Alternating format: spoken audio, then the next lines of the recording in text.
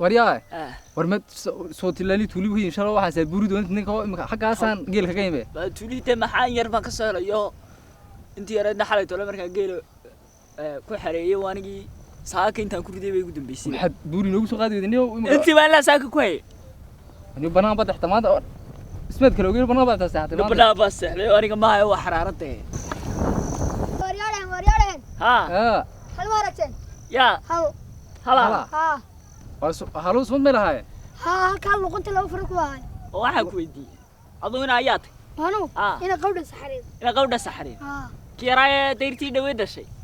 ما كي والله كوي ناماتي هاي وبحا كويدي ما أنت هلاك بتجيل الرعدة ده والله هو تبردون ونيو سو أذوق إنه ما وين ما ورد لنا وتوليكم غينو سوق يعني ما اسمه غيران ما ضل جوه اللي يجي لي فرا بدنا حرضي ورياه يو سدون جرده مقالة جوجا والله تدوب جير كايرة تبردون كابرنا تنيو عقل ملبا وشيء سدون جير كمان وملاينا إنه عنا برا على سينيو وحا كياوي وافرد كدير يو راسهم بيكشكين يا أرمنا رجع الله كوسو دوي وأخوذ عين هذا يرور halka kaynta hore ka soo waxa samaysaa namari meelaha tuuriye meelaha qaban ee bulbuur aan ugu baahanay maanta waa jiri buuriye namar buur bal meelaha war kale niyo xamaan badaniya inaadeer balaaya raratay baan noqday namari meelaha buur doona niyo wariyahay ha yo inantaas ma ahayn in sibir ina geediye magaalada qabatay birkii waliyo wallahi wayadiyo wallahi dhaqankii waa xoort ya agabkii hidiina waa tuurt waa reer magaalowda gabadhu niyo warniyo dadka magaalada badan baan noocaas noqonaya niyaahe hooy abak halay hooy war salaamu calaykum calaykum assalaam miyaad inantiina ina geedi ahay niyo ma ina geedi waan ahay ha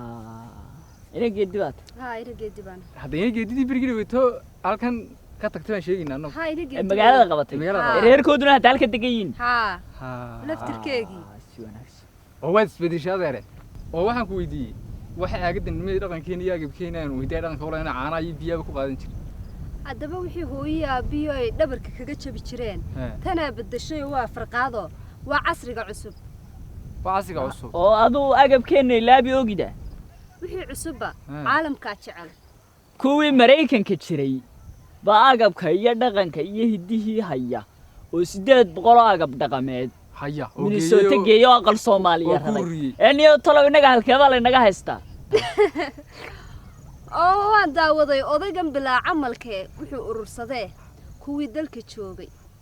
ayaa hidiyo dhaqankii loogu taag waayay maqar qurba jooga ayaa loogu taag helaya alla tolay ma halkaas ay arrin maraysaa oo halkaas aynu ka taaganayba waxaan ku weydiiyey xalfada madaxda Soomaaliya Minnesota dhigama daawata ha waan daawadaa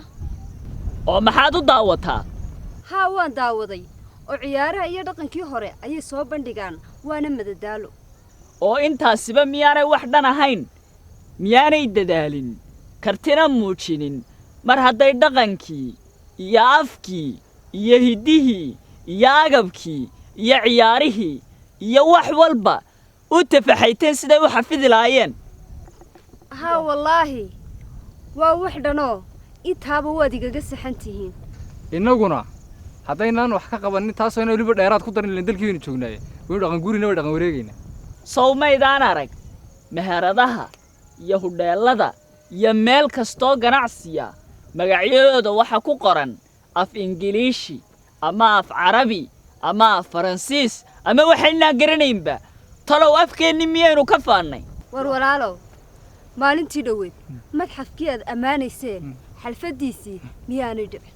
may walaalo weli may dhicin waxay dhacaysaa bisha October oo ah bishii madxafka la aasaasay sanad kastana xilligaas la qabtaa